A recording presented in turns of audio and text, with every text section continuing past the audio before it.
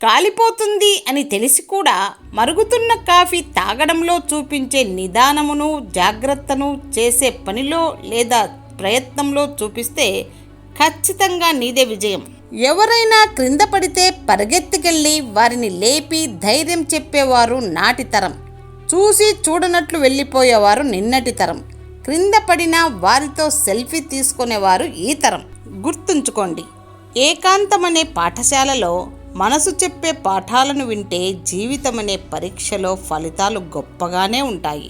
ఈ సృష్టిలో కేవలం మనిషి మాత్రమే ఏడుస్తూ పుట్టి ఫిర్యాదులు చేస్తూ బ్రతికి చివరికి ఏమీ చేయలేకపోయాననే నిరాశతో మరణిస్తారు. నాకు తెలిసి ప్రపంచంలో ఏ మనిషి ఇంకో మనిషిని పూర్తిగా అర్థం చేసుకోలేడు. ఎందుకంటే పుస్తకంలో ఉండే పదాలకే వందల అర్థాలు ఉన్నప్పుడు వాటిని రాసిన మనకెన్ని అర్థాలుండాలి, భావాలుండాలి? బ్రతకాలంటే నవ్వును వాడుకుంటే సరిపోతుంది, కానీ జీవించాలంటే మాత్రం నవ్వుతూ బ్రతకాల్సిందే. పెళ్ళి అంటే ఈడు జోడు, తోడు నీడ, కష్టం సుఖం గురించి కాదు. ఇద్దరు ఐక్యమైపోయి తమని ఉద్ధరించుకునే ఒక మంచి అవకాశం. నువ్వు అందరి దగ్గర సంతోషంగా ఉండగలుగుతున్నావు అంటే వారి తప్పులను పట్టించుకోకుండా బంధానికి ఎక్కువ విలువ ఇస్తున్నావు అని అర్థం. నీకు ఇష్టం వచ్చినట్లు జీవించే హక్కు నీకు ఎలా ఉందో ఆ ఇష్టం వలన వేరే వాళ్లను బాధ పెట్టకుండా ఉండే బాధ్యత కూడా నీపై ఉంది. సమయం అనుకూలంగా లేదు అని ఆగిపోతే ప్రయత్నానికి విలువ ఉంటుందా? గెలుపు అభిషేకాలు జరగాలంటే కొన్ని పరిస్థితులను చీల్చి చెండాడాల్సిందే.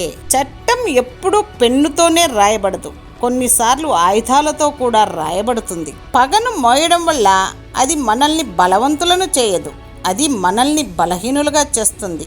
క్షమించడం అనేది మనల్ని బలహీనులుగా చేయదు, అది మనకు స్వేచ్ఛను, ప్రశాంతతను ఇస్తుంది.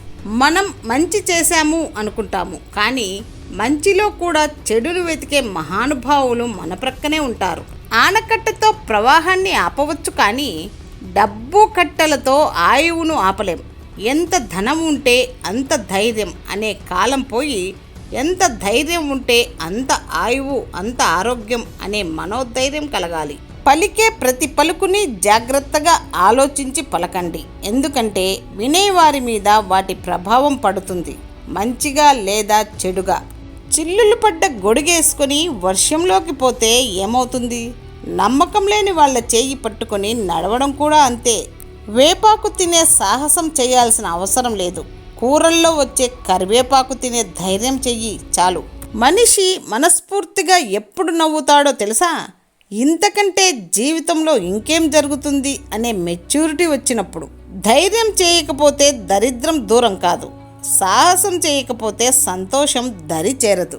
ఇతరుల కంటే మనం ఎంత గొప్పగా బ్రతుకుతున్నామన్నది కాదు, బ్రతికినంత కాలం ఎంత సంతోషంగా బ్రతుకుతున్నామన్నదే ముఖ్యం.